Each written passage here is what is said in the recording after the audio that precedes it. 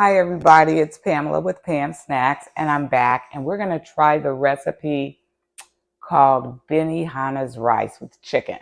But I pulled out 2 chicken breasts and so we're going to grill up those 2 breasts really quickly and not grill them, but we're going to bake them in the oven so that we can just have some nice baked chicken for some Caesar salads or side dishes, even sandwiches. So I might come back and show you if I make sandwiches or a salad with this chicken breast.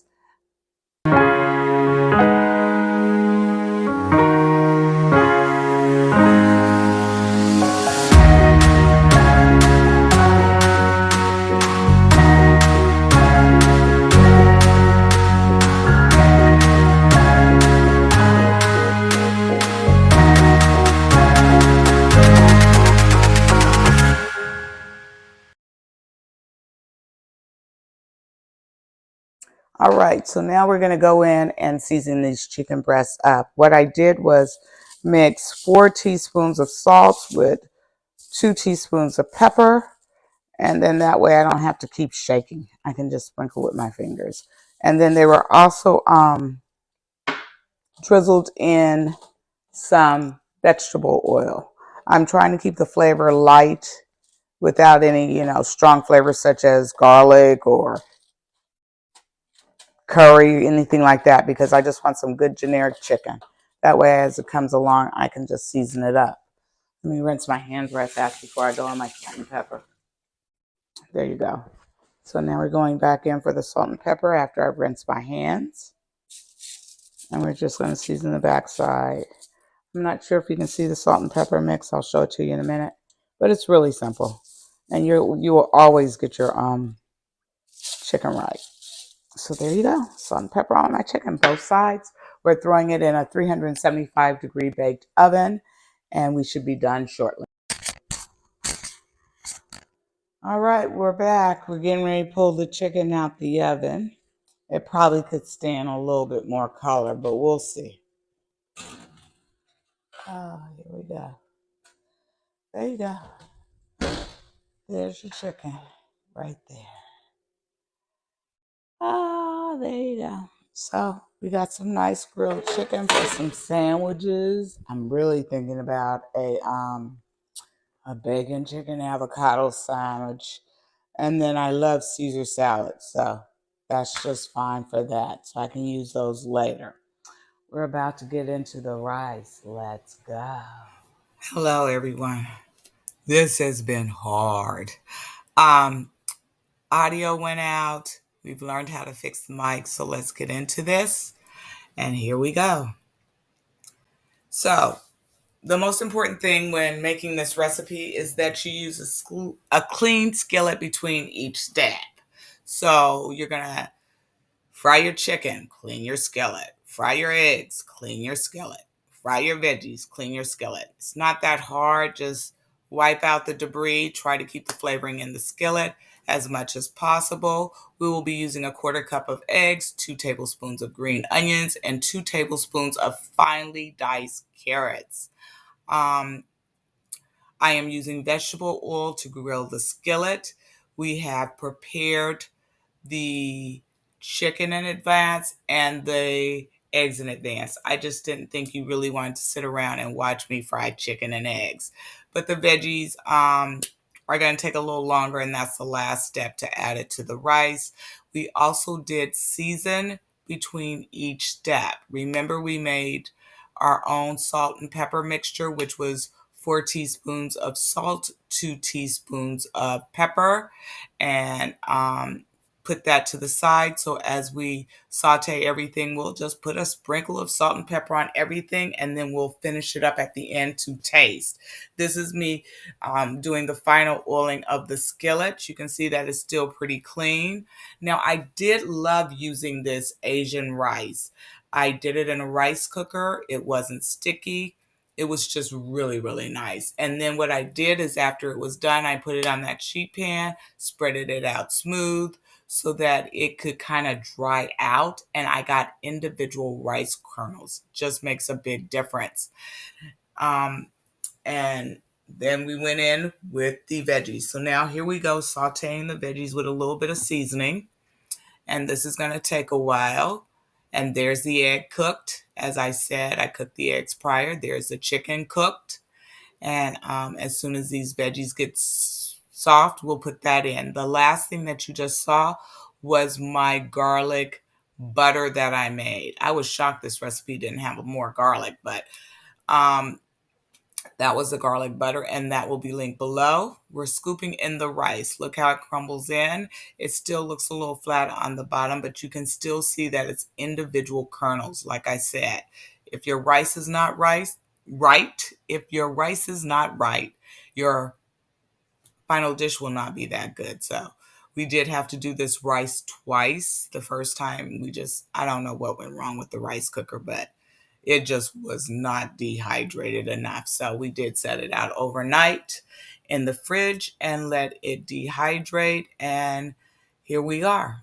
Good rice in the skillet, no brownness to the rice, fresh, white, fluffy rice. We're going to get it warmed up a little bit because it's come out of the fridge and we kind of want to get it up to a nice temperature before we put in the warm veggies.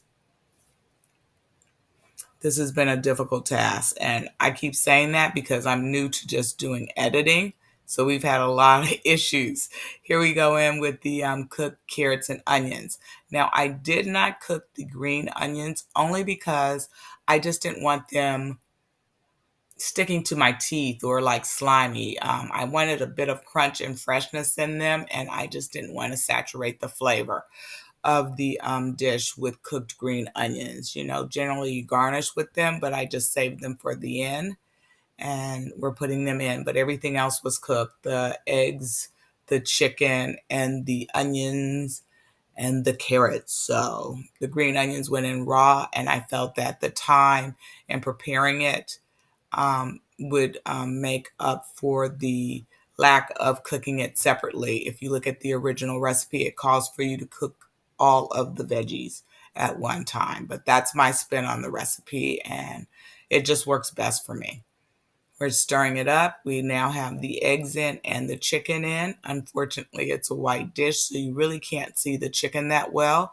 We just used a half of a breast. So it doesn't call for a lot of ingredients in terms of cost.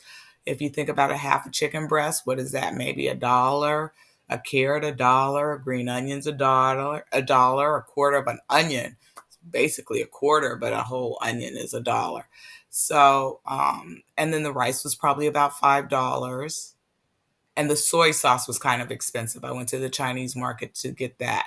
Now we are doing a substitution here. You just saw me put in some sesame seed oil, and we're going in now with the soy sauce. We're going to go back to the sesame seed oil. The reason I chose to use sesame seed oil is because I cook for small children.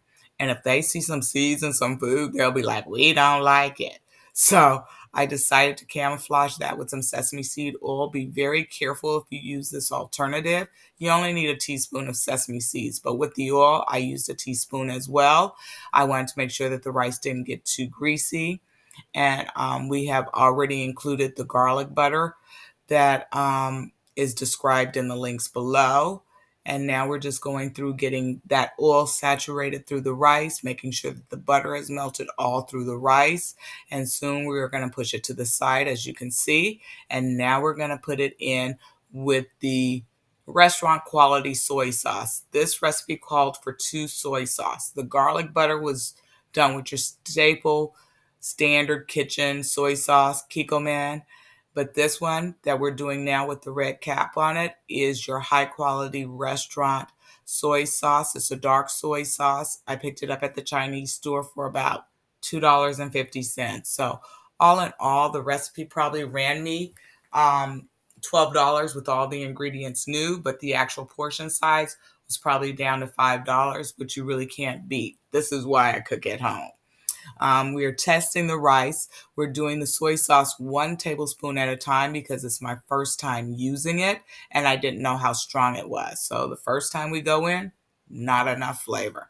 In the end, we'll do 3 teaspoons of no, 3 tablespoons of the soy sauce. We're using the big one.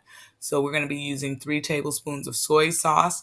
I think this gave it enough flavor that if you wanted it stronger, you could use your standard table soy sauce, which is Kiko Man here, and add more soy sauce. But remember, soy sauce is very salty, and I did want to control the salt. And I think I got it right. Soon you'll see my grandson come in and test it, and I think he approves. Thank you for watching. This has been hard, but the cooking is easy. The editing is hard, but hopefully it'll get better for me as I go. I appreciate you guys. Please like and follow, and we're going to be probably doing potatoes next. Bye.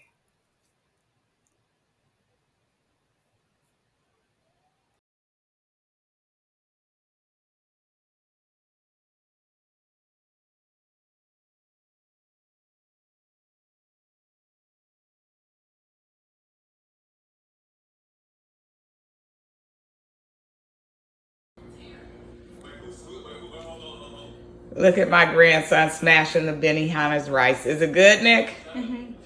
He likes it. I think this is his second bowl, but that's what I did it. I did it for the kids. So I'm glad it worked out. Bye.